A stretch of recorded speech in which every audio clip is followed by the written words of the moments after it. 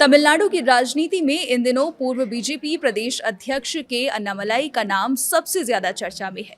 BJP छोड़ने के बाद उन्होंने वी द लीडर्स नाम से एक नया राजनीतिक आंदोलन शुरू किया और इसकी शुरुआत ने राजनीतिक गलियारों में हलचल मचा दी है। दावा किया जा रहा है कि आंदोलन लॉन्च होने के कुछ ही घंटों के अंदर लाखों लोग इससे जुड़ गए, जिसे देखकर डीएमके, एआईडीएमके, कांग्रेस और अन्य दल भी हैरान हैं। नमस्कार, आप देख रहे हैं न्यूज़ 18 का डिजिटल प्लेटफॉर्म और मैं हूं आपके साथ पल्लवी त्रिपाठी। अन्नामलाई ने हाल ही में बीजेपी से इस्तीफा देकर अपनी नई राजनीतिक राह चुनने का ऐलान किया। इसके तुरंत बाद उन्होंने वी द लीडर्स की शुरुआत की। उनका कहना है कि ये सिर्फ एक राजनीतिक पार्टी नहीं, बल्कि लोगों को नेतृत्व के लिए तैयार करने वाला एक जन आंदोलन है। इस पहल का मकसद शिक्षा, स्वास्थ्य, युवाओं के नेतृत्व और समाज में सकारात्मक बदलाव लाने के लिए लोगों को एक मंच पर लाना है। आंदोलन शुरू होते ही लोगों का जबरदस्त समर्थन देखने को मिला। शुरुआती कुछ घंटों में ही करीब 8 लाख लोगों ने खुद को इस अभियान से जोड़ लिया।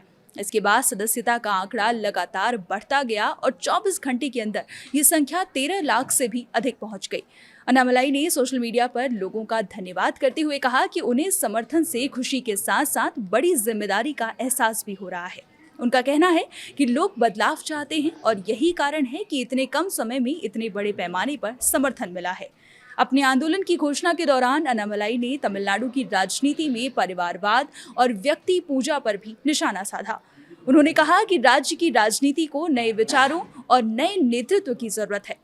उनका दावा है कि उनका आंदोलन ऐसी राजनीति के खिलाफ खड़ा होगा जहां कुछ परिवारों या व्यक्तियों के इर्द गिर्द पूरी व्यवस्था घूमती है। राजनीतिक जानकारों का मानना है कि अन्नामलाई का ये कदम तमिलनाडु की राजनीति में बड़ा बदलाव ला सकता है। पूर्व आईपीएस अधिकारी रहे अन्नामलाई पिछले कुछ सालों में राज्य की राजनीति में एक मजबूत चेहरा बनकर उभरे हैं। युवाओं के बीच उनकी लोकप्रियता भी काफी बताई जाती है। यही वजह है कि उनके नए आंदोलन को लेकर लोगों में उत्सुकता दिखाई दे रही है।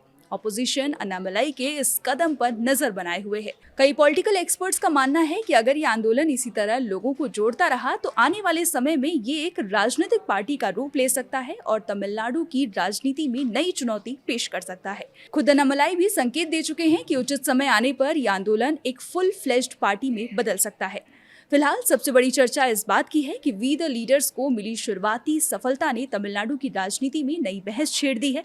लाखों लोगों का कुछ ही घंटों में जुड़ना ये दिखाता है कि राज्य में नए राजनीतिक विकल्पों को लेकर उत्सुकता मौजूद है। अब देखना होगा कि आंदोलन आगे चलकर क्या रूप लेता है। फिलहाल के लिए इतना ही। देखते रहिए न्यूज़ 18।